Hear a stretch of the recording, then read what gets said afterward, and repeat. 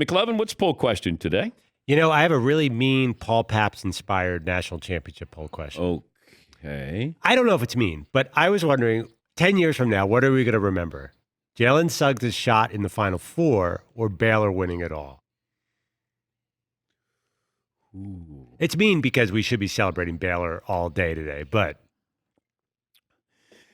I also found this interesting that both of these programs sort of came back from nowhere on the brink of, like Gonzaga was going to maybe drop down to Division III a couple of decades ago. They just didn't have the money. They were spending all this money. They could save $1 million if they went down to Division III.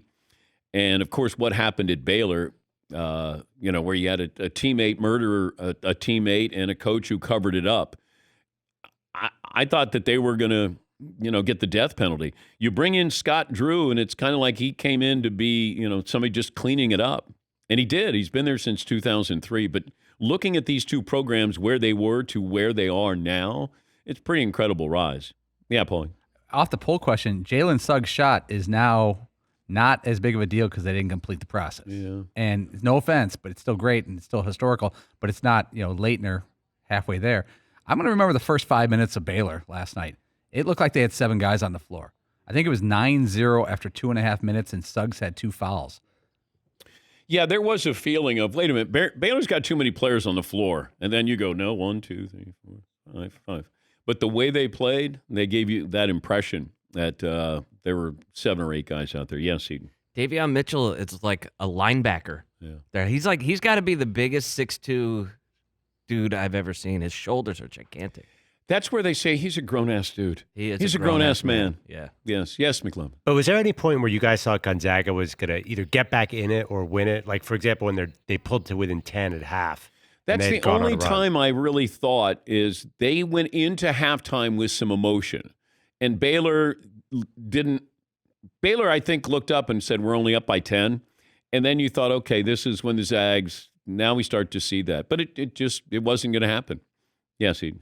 There were a couple times in the second half, though, that you could tell, if a few well-timed whistles, and all of a sudden Gonzaga was right back in that. Mm-hmm. It felt like Baylor may have been winning by 13, but it felt like it could be a 7-point game at any minute with a couple of fouls. And Baylor was battle-tested. They went through the Big 12. I know that we look at Gonzaga's schedule. And, you have a tough game. Okay, they pulled through in that tough game against UCLA.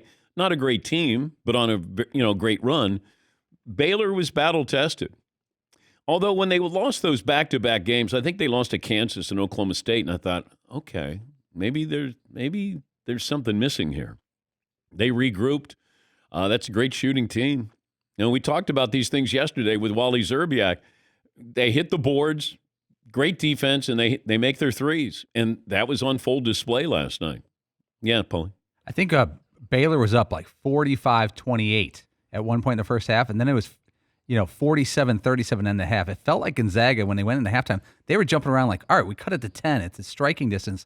And the Baylor guys were yelling at each other as they went into the locker room. It didn't feel like Baylor was up 10. And Barkley even said, he goes, if Baylor somehow loses this game, the last 5 minutes of the first half is going to get them. But then they stormed back in the second half.